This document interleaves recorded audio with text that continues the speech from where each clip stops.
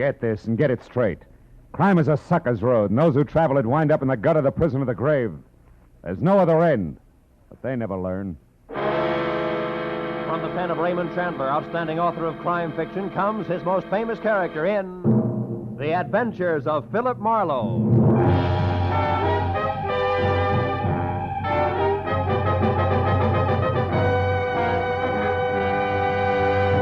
Now, with Gerald Moore starred as Philip Marlowe, we bring you tonight's exciting story, The Collector's Item.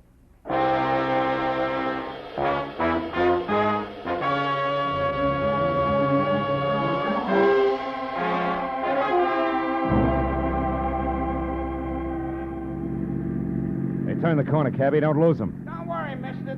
There they are up ahead of that new Nash. Uh-huh. And a white Panama hat shows up through the back window of that cab like a signboard.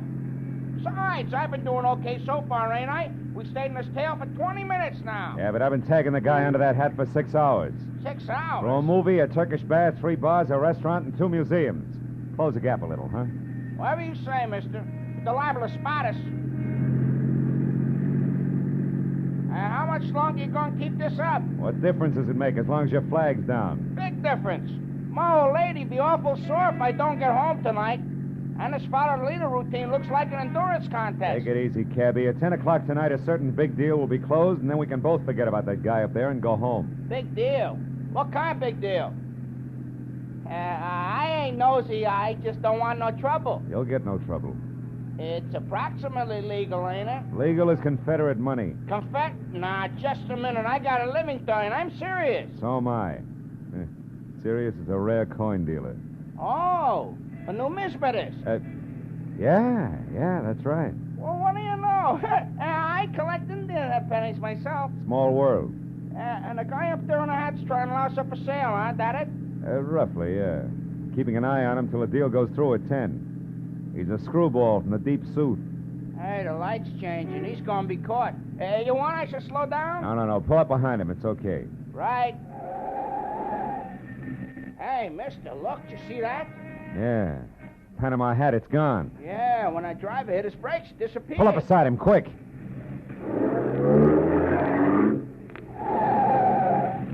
Can you see? Yeah, the seat's empty. Ooh, what a pair of chumps. They've been chasing nothing but a hat propped up in the back of that seat. No kidding. Gee, it sure looked natural, didn't it, mister? Nuts. Let me out. Now, look, you get to the other driver. Find out where he dropped his passenger off and anything else you can. Yeah. Here's $30 for your trouble. Wow, for that kind of dough, my wife can go ahead and get some. Call me at the office, mister. Just ask for Joe Joplin. Keep your shirts on, you get there!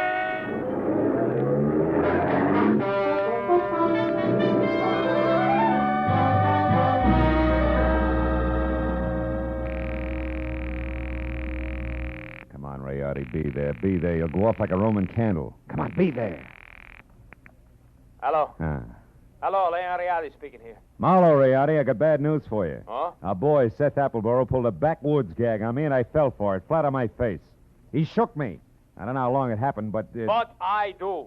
I know exactly how long ago. Appleboro was here. He was? He was in my shop. He's a madman, that madman.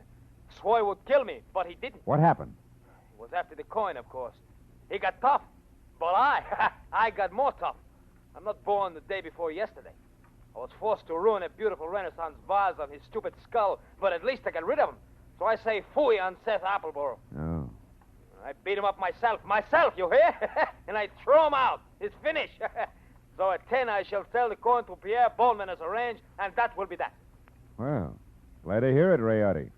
To send the check to... Just a minute, Mr. Marlowe. Huh? Who's there? Who's back there? Who is it? Rayardi. Hey, Rayardi, what's the matter? No, wait. No, listen, dog! Rayardi! Marlowe, you... Rayardi! Rayardi! Rayardi! I ran out of the phone booth, hailed the first cab that came along, and headed for 113 Marion Avenue. Leon Rayardi's shop was a narrow cell with tattered green shades drawn over dingy windows. The front door was locked, so I went around to the alley where I'd left my car earlier. The back door to Rayardi's was half open. Rayati sat on the floor, his legs spraddled out, his head slumped against the bottom drawer of his desk like a drunk too tired to look for the way home. Beside him on the floor was all that was left of the reason for it. A small open box lined with blue velvet and labeled Unique, Confederate States of America, $50. One of 4 struck at New Orleans Mint, 1861. Only piece of this series now in existence. Source, Colonel J.J. Appleboro Collection, 1880. But the box was empty. The 4 bits worth of Confederate money was gone. I picked the phone up in my handkerchief and called the cab company office. A few minutes later, I had Joe Joplin. Yeah, I got that other driver okay, mister, but I couldn't pry much out of him. Even the hard way, I tried. He left that southern drawl off at the Wilshire Gardens, Villa 9. And he got orders to take the Panama hat on a $10 drive around town. That's all? That's all he knows. He thought it was some kind of joke. Wilshire Gardens, number 9. Okay, Joe, Yeah. thanks.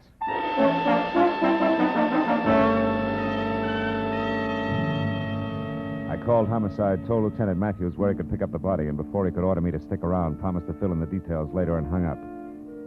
After that, I got in my own car and drove to the Wilshire Gardens Hotel, Villa 9.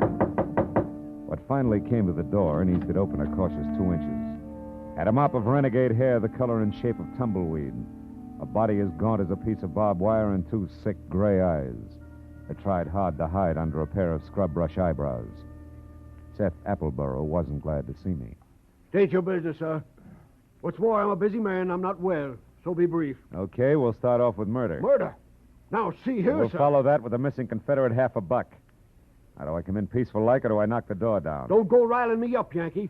Well, you won't get in at all. What's your name? Philip Marlowe. My business at the moment is trying to square things with a client I let down very badly. Client?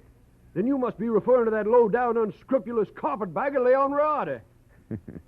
You're a little confused, aren't you? Rayati's from Italy. From northern Italy, sir. And a crooked, unprincipled carpetbagger. You said that. The kind who strips the South of her treasures, who pillages and loots and... What? A gun? Well, what's the meaning of that firearm in your hand, sir? I haven't got time for another civil war. How Now dare get away you. from that door. I'm coming in. You carpetbagger. Now, let's knock off the nonsense, Appleboro. Where's the $50? Where, indeed? My poor old fool of a grandpappy, the colonel, sold it. Sold it for practically face value, sir. Just to keep body and soul together on the plantation back in 1880. And what he was give for it wasn't worth dirt compared to what that fine old piece of Confederate money's really worth. All right, all right. Where is it? Come on, hand it over. Oh, I don't have it, sir. Oh. Not yet. But by ginger, I'm going to get it. And when I do, it's going home where it belongs, you hear? To the South. Oh, You better go to the couch and take another pull on your mint julep, Busty. You look bad. my head. And then I want that coin. I'm not kidding. That Rayati crowned me with an iron pot. Oh, but that won't stop me, sir. I'm not going to stand by and let that rare old $50 be desecrated any farther. I'll prevent it being sold to any rich, dawdling oaf of a collector who has the audacity to live in Sherman Oaks, if it's the last thing I do. And you, sir, you won't stop me either. Sit down, I told you. Oh, You crackpot. oh, my head. I should have known. Win, lose, or draw, I'm turning you over to the police right now, Appleboro. Charge is murder and larceny, and it's too bad, but you're a cinch to beat both raps on a goofball plea. You, Huh? big boy, put down the phone, drop your gun. Oh, rebel reinforcements. Drop it, I said. Oh, friend indeed. Providence is still smiling, sir. Yeah, sure. She's hilarious, Mr. Appleboro. Right, big boy? Well, don't you see the humor of the situation? Oh!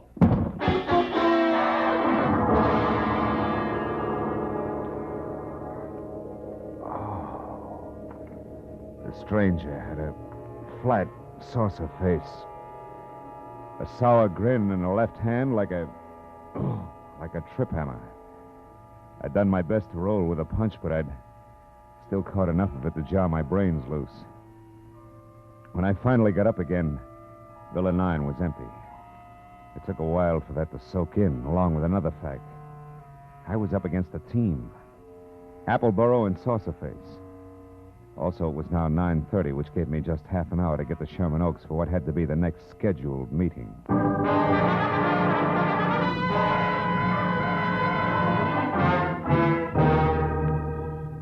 The Boneman Mansion on Clooney Drive, from giant iron gate out front through overgrown grounds and up to the entrance, Looked a lot more like the prop room at the Metropolitan Opera than anybody's residence. When I lifted the brass ring in the brass lion's mouth and let it fall, I got another surprise. She had deep hazel eyes with long lashes, close-cropped copper-colored hair, and packed full green suede dress that put no strain on the imagination. Her bare shoulders made you think of toasted marshmallows. Hello. Hello. You wouldn't be Pierpont Bowman, huh? And you must have had some reason for knocking, other than window shopping. Yeah. My name's Marlowe. I used to work for Leon Rayardi before he was murdered tonight. Murder? Mm-hmm. Is this supposed to concern my Uncle Pierpont? Yeah, I think it does. From the fuss that's being kicked up about 4 bits worth of Confederate money, you'd think that it was a chest of Easterling sterling silver. Only 4 bits, huh? Uh-huh. Yes. Yes, I'm afraid he is vitally interested. Come in, Marlowe. Wait here. All right. Uncle Pierpont, come here. Huh? What's the matter, Christine? There's a man here to see you, a Mr. Marlowe. You'd better talk to him. Oh, what do you want? Huh? Oh, you. What is it, Marlowe? Well, it's about the $50, the one you intend to buy from Leon Rayardi, Mr. Bowman. Oh, yes. Well, what about it, man? Rayardi was murdered tonight. That murdered, you say? Mm-hmm. If that's true, he hasn't had time to hit the ground yet. What's your game, Sonny? You must have some kind of a game. What is it? No games. I'm telling you, Rayardi was shot and the coin stolen. You're real sure about that, are you? Positive? No mistake? Are you certain, Marlowe? I couldn't be more certain if it was tattooed on my forehead. I heard it happen and saw his body over an hour ago. What do you think of that, Uncle Pierpont?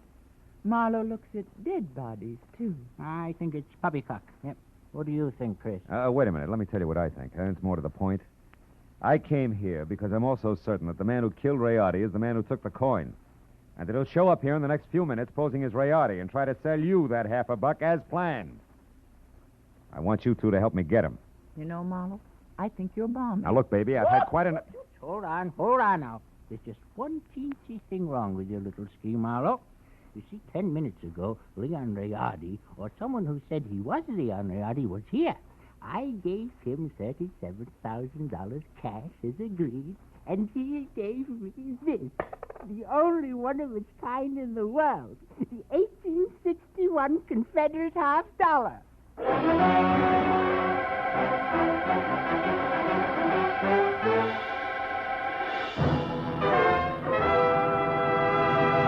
In just a moment, we will return to the second act of Philip Marlowe. But first, there are songs for sale, and one of them may turn into the nation's newest hit as you listen in to CBS on Friday nights. This hour-long program of melody is called Songs for Sale, and during the hour, you hear 4 songwriters with unpublished music as they present their tunes to a panel of veteran, top-flight songwriters. At the end, the panel picks out one song to be published and plugged, and you'll hear the reasons they give for their choice. Be listening to Songs for Sale tonight on most of these same CBS stations. Now with our star, Gerald Moore, the second act of Philip Marlowe, and tonight's story, The Collector's Item.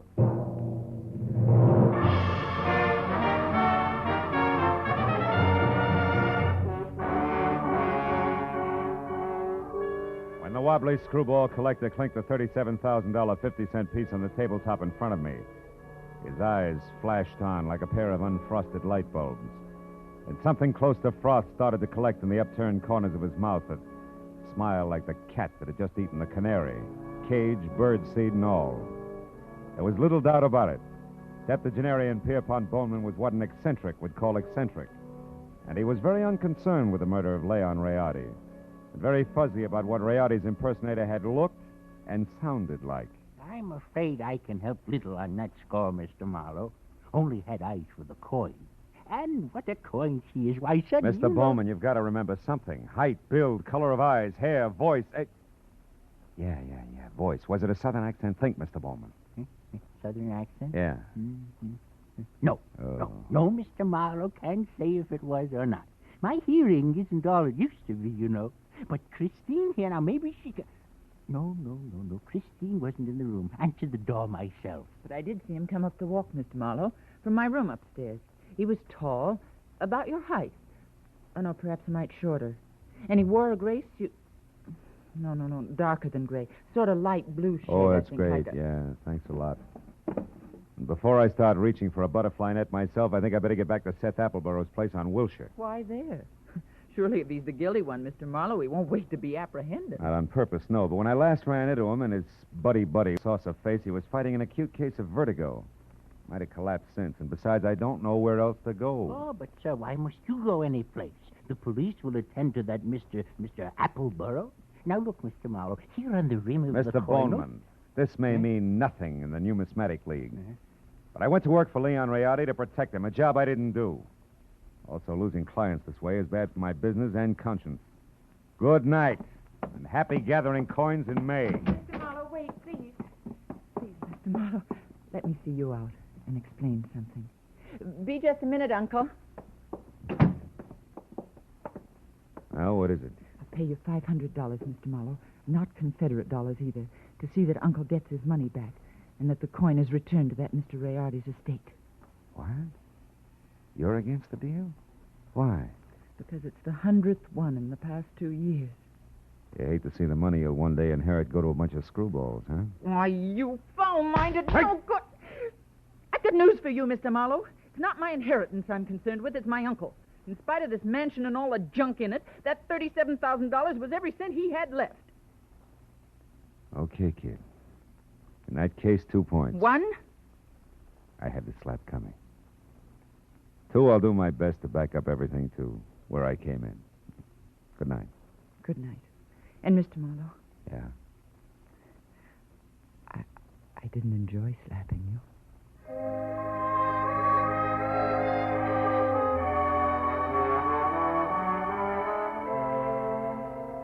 She said it like she meant it. 20 minutes later, I was back at the Wilshire Gardens where I found Villa 9 as dark and quiet as the bottom of a well. I had just about decided to quit playing long shots labeled I Hope He Passed Out on his front doorstep when, from a nearby clump of pepper trees, I caught a glimpse of a shadowed figure moving toward me, one slow step at a time. I knew that I was spotted and strictly sitting duck, so I tried the only possible out. General nonchalance, my back to the pepper trees long enough for the not-so-stealthy hunter to get within hunting distance. And a good evening to you, Brother Appleborough. Now, sir, get up and start talking. What? Well, saucer face. Thought I had your partner. Hey, not wrong, Hasty. You're still doing it. Appleborough's my partner, like you look good in tights. The name is Locke, Fred Locke, Treasury Department. Treasure. You mean you're after Appleborough? Uh-huh. I sapped you because from the gab I overheard, I figured you were nothing but a lone wolf shooting for the coin. Oh. Appleborough, friend, is big game. He's wanted on half a dozen counts, a lot more important than this Confederate $50. Yeah, but he must have gotten away from you because He did. Jumped out of my car a couple of blocks from here. But how do you know about that? Who are you? Oh. Well, name's Marlowe. I'm a private detective, license included. Wait a minute. Here. I know that Appleborough got away because he's already been up to the Boneman place where he posed as my client, Leon Rayardi, who, incidentally, he killed so he could sell the Confederate lucky piece up there for $37,000. Quite a hunk of change. Mm-hmm. Well, sorry we crossed our wires, Marlowe, and thanks for the word. Oh. But don't worry, he won't get far. Us T-men will see to that. Keep in touch with the department if you find out anything, will you? Sure. Oh, Say, Locke. Yeah? just a hunch. Oh, like what? Like you're a cockeyed liar. Like Treasury men don't call themselves T-men. Any more than private detectives call themselves private eyes. Now, Locke, let's try inside your jacket. One, get rid of this non-Treasury Department Luger. And 2, check the wallet and see if at least Fred Locke is your real name. All right, it's my name. Yeah, surprise it is. And out of imagination, T-man. Come on, get up and start working on a few other questions like where Seth Appleborough is at the moment and exactly which that guy in is who was blossom. Well, do we keep this up all night? No. I'll tell you everything. Okay. Now, first the setup. Come on. Yeah. There were 2 of us. Me and Adam. No! It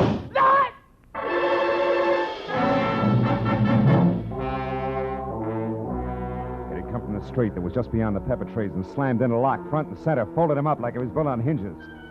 By the time I was out of the impact area and had my .38 in hand, the only target I had was a pair of taillights blinking out of sight in a funnel of dust. Fred Locke was blood-smeared, dead, and made an ugly centerpiece for the little ring of startled faces that began to converge. I stepped back and became just another sightseer, when a small, bald man with a large white eyebrow and lots of worry stamped on his face began to do his lamenting out loud. He was the Wilshire Gardens hotel manager and didn't care much for public spectacles on the home grounds. Oh, my goodness. 1 minute that Mr. Appleborough unconscious in his car, and the next this man is shot to death. Hey, wait a minute. Appleburrow's unconscious in his car? Where? At the other end of the grounds. There's a nasty cut in his forehead. One of the guests just found him there. I was just about to call a doctor. Never mind the doctor. Show me the way. Come on.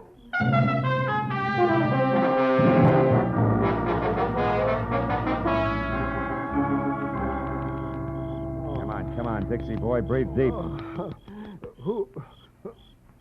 Oh, you again? Yeah, me again. And you're up to your drawl in a couple of untidy murders. Now snap out of it. Oh, my. It's no use. He doesn't even hear you. That's so right. While it's this peaceful, I think I'll check on this drooping flower of the old South. His wallet should do it. Do what? Prove whether or not he gave me a straight pitch. Yeah. What do you know? Membership card, Sons of the Confederacy, New Orleans chapter. Here, let me see. Oh, that's his picture, all right. Sure is. Well, when the police get here, they, Hey, look. Yeah, what is it? His wristwatch was smashed against the dashboard. So it is. He must have held his hand up to protect his head when he fell forward. Yeah, now look, friend, the name's Marlowe. When the law gets here, tell them they can find me at Sherman Oaks, the Pierpont Bowman residence. Oh, now, wait a minute. You can't leave me here with all this on my hands. The police are going to want to know what this is all about. I'll try and have an answer for them. But first, I got to ask a crazy collector a not-so-crazy question.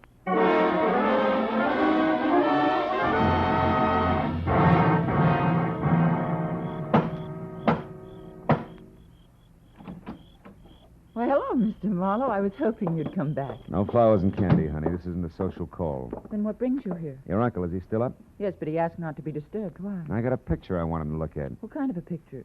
A man. Possibly the man who sold him the coin tonight. Now, where is he? In the gun room. Oh, but he'll scream bloody murder if we bother him. That's the subject on hand. You mean you found out who killed Leon Riardi? No. I found out someone else has been killed. Come on, huh? Over that coin? Who was it, Marlowe? Guy named Locke. We'll get to the fine print later. Is this the room? Yes, but Is Uncle... just the man I want to see. Oh, Mr. Bowman, I hear you. Well, it's quite a blunderbuss. Look, point that somewhere else. So it is. But don't let it worry you, Mr. Marlowe. This harquebus hasn't been fired in 300 years. That's great. Let's not spoil its record tonight, shall we? Here, have a look. Fine workmanship. Later on. Right now, Mr. Bowman, I want you to have a look. This picture, it's Seth Appleborough. Huh?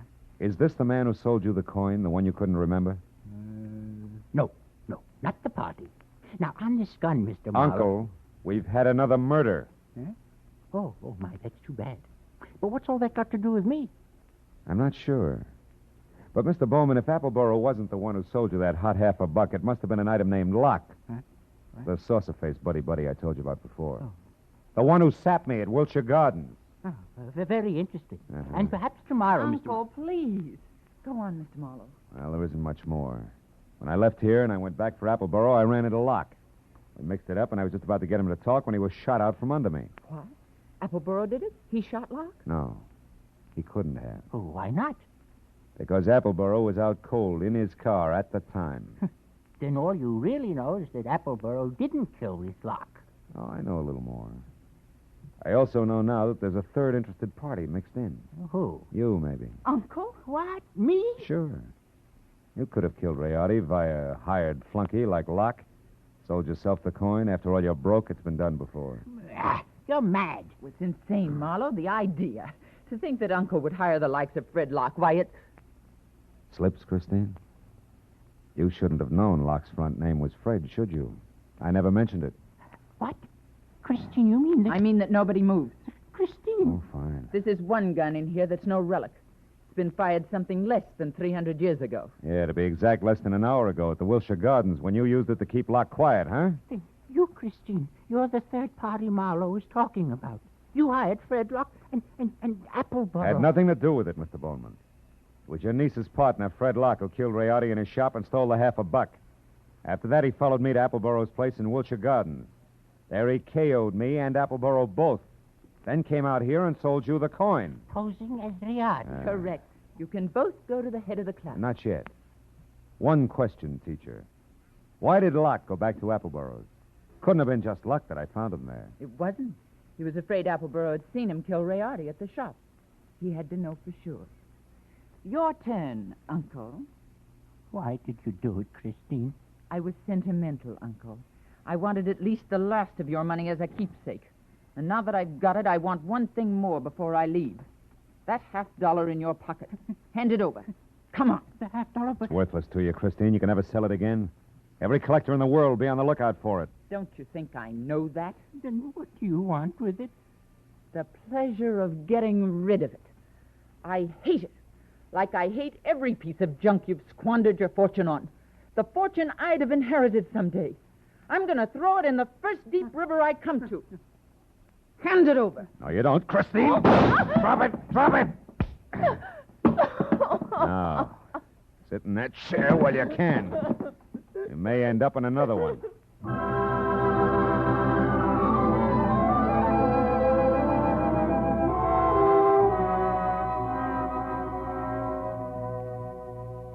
The police arrived. They always do. And after a long hour of questions and answers, there were only two of us left. Pierpont Bowman, standing close to a window, tears crowding his eyes. The fingers of his right hand nervously toying with a Confederate coin. And me, thinking about Leon Rayardi and Fred Locke and Christine. It was the old man who finally broke it up. A rotten thing. I left after that. So I don't know if Appleboro got the coin or not. You might check if you're ever running through the New Orleans Museum.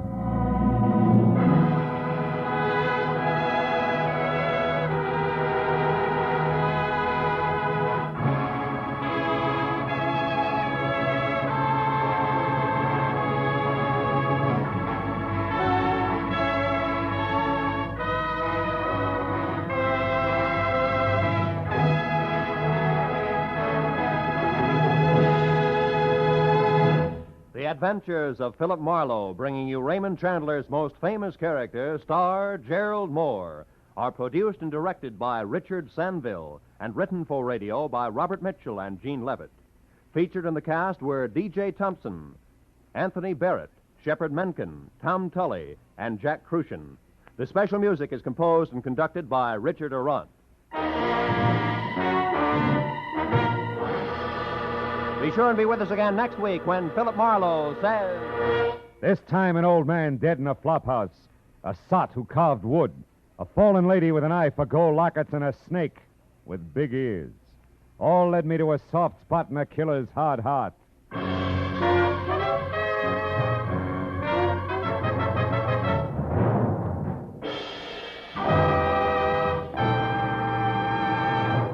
Every Friday night, CBS brings you stories taken from the files of parole boards of the 48 states. With only the names changed, these stories give and detail the events of a criminal's life up to the time he is up for parole. Then, before you hear the board's decision, you can make up your mind. Is this man ready to be set free? It's been hailed by press and public alike as an outstanding anti-crime show. And you can hear it now by staying tuned, because Up for Parole follows immediately on most of these same CBS stations. Roy Rowan speaking. This is CBS, where you play Sing It Again every Saturday night, the Columbia Broadcasting System.